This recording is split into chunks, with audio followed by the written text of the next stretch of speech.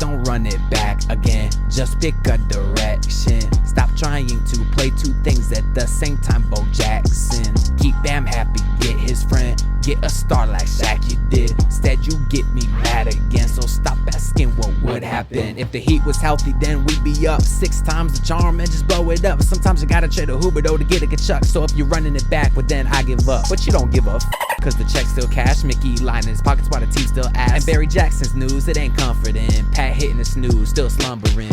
He might be cheap with the checks, it is blasphemy. They like their team, so accept the reality. Trading for Trae Young is tricky, cause actually we got no assets. A management travesty. Shame no picks though. At least James Johnson got the bag and he rich though. Cause he kicked my ass like a bitch though. Come on Pat, time to bring in the big dogs. Need a start, need a trade, need a change, need a bitch. Said we're sitting still with fist and Drew Smith snoozing it, using excuses. You just losing it, delusional views. A pasty whites like some cool whip.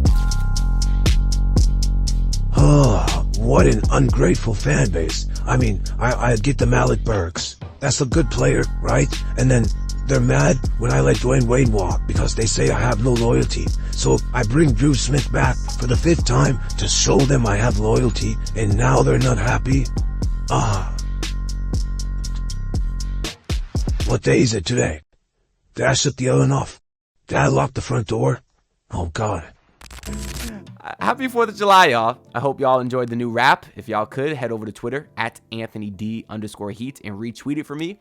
Hoping that one goes viral because I spent a ton of time on it, way too much time on it, and I'm hoping it does well. Actually, I posted it to the Basement Sports Network Twitter, but you can find it through my page and you can follow me over there as well. I don't know how posting on the holiday is going to affect it. Maybe hurts it, helps it. I guess that goes for this video too.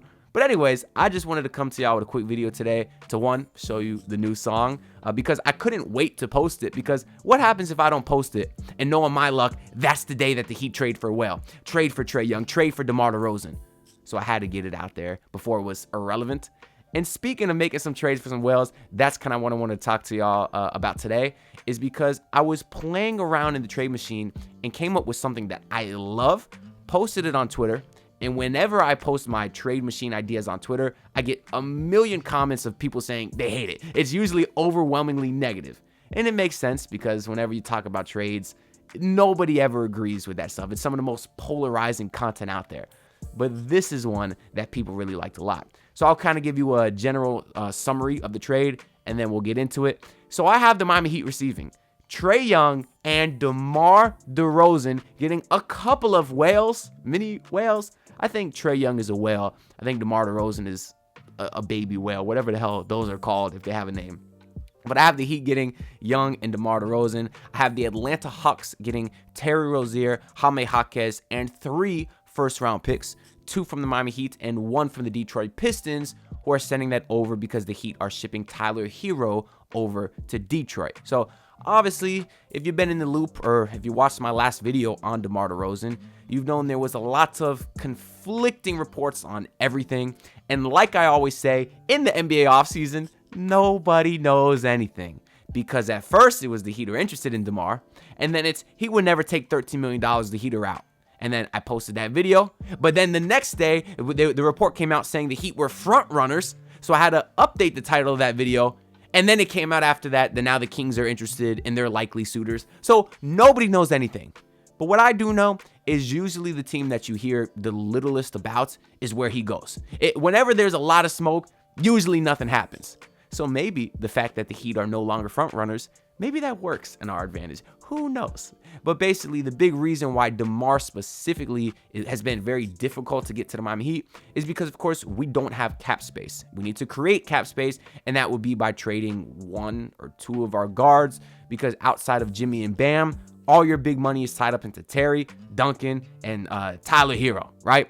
So you got to move some of those guys. Now, the initial report said, oh, if you move Tyler, you can create $13 million, have DeMar coming from that. And I knew DeMar would never accept that little amount because I think he's worth about $25 million on the open market. His last year, he was just making $29 million. So I think he's still worth close to that. So people said, oh, that's not going to work then. And I said, that doesn't make sense because the Heat could still trade 2 guards and that would create the space that would allow DeMar to come in. So that's what I did here, because I guess I should mention the Bulls aren't involved in this trade. We're not technically trading for DeMar. or trading Terry and Tyler to get the cap space, and then I had DeMar come in on a $20 million deal. And if he's worth about 25, well, then I could see him taking a little bit, a $5 million pay cut. Just chump change, $5 million, right? That's nothing. Easy for me to say, right? for those guys, he might not, but I think $20 million is fair for DeMar DeRozan. And then obviously you're also bringing in Trae Young. I've talked about him a ton. Either you hate him or love him as a Heat fan. We know I know everything he brings to the table. You guys know. I'm not going to explain it like I have 1,000 times. I think it's a good fit, and they have the pieces and coaching to cover up for him defensively. So from the Miami Heat perspective, this is a damn near a championship caliber team starting lineup. I mean, you got Trae Young, DeMar DeRozan, Jimmy Butler, Nikola Jovic, Bam Adebayo. Really, no weakness in that starting lineup. You could say spacing, but y'all know how I feel about DeMar too.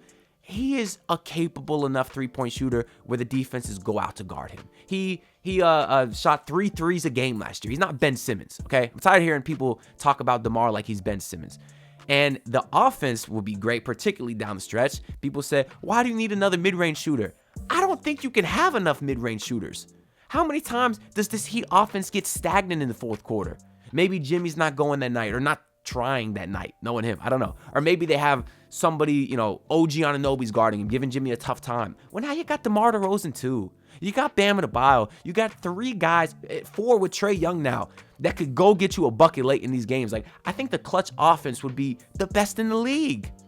And now, obviously, Trae Young is not great defensively, but DeMar is a bigger guard, 6'6". Jimmy, Bam, Jovic was improving defensively. I think all around that fit in that starting lineup is incredible.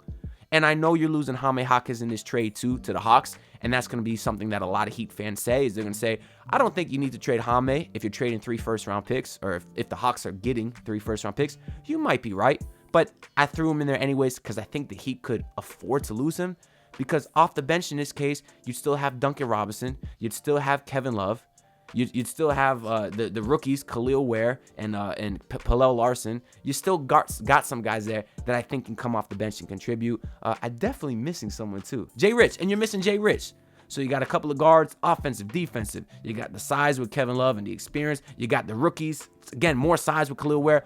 I think you have great depth and versatility in the starting lineup and off the bench.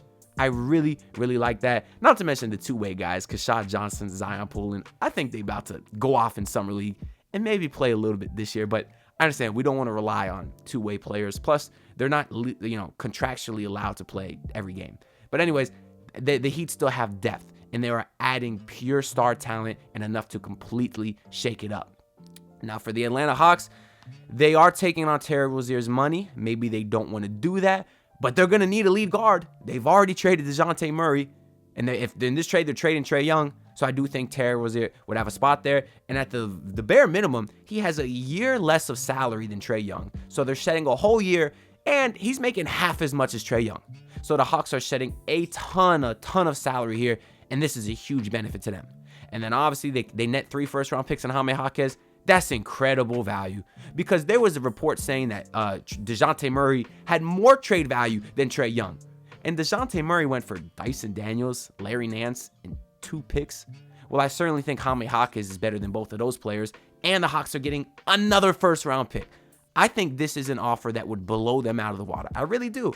Even if they're on the fence about trading Trae Young and they say, we need to be blown away to do it, I think this is a trade that should blow them away. Jaime Jaquez would fit great in that starting lineup. They got building blocks with him and Jalen Johnson. Johnson's more of a 4. I think those 2 guys can play off of each other, and I really, really like this fit for the Atlanta Hawks. And then they took, Zachariah Ricochet, number 1? He's more of a 2-3? I think he's a guy that can really play next to Jaime Jaquez as well. Probably at that 2 spot. Now you have a really nice young core 3 on that team. They got Onyeka Okongwu too.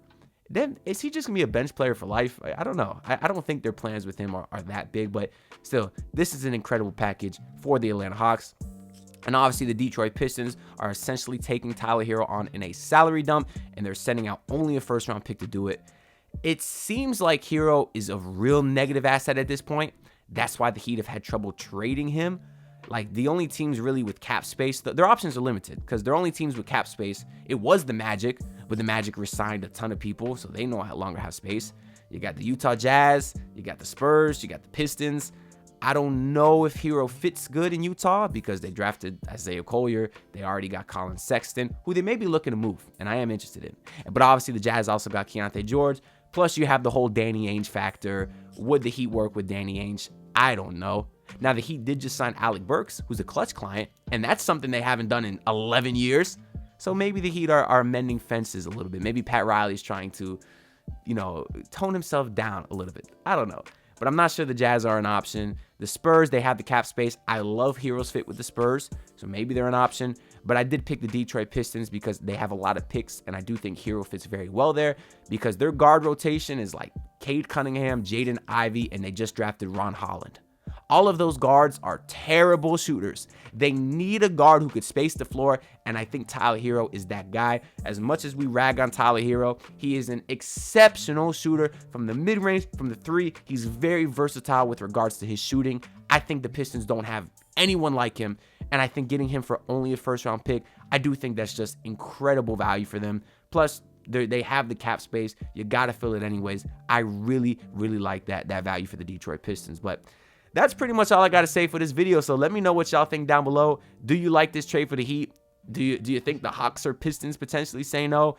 And if not, what the hell do you think is the holdup with Tyler Hero's trade?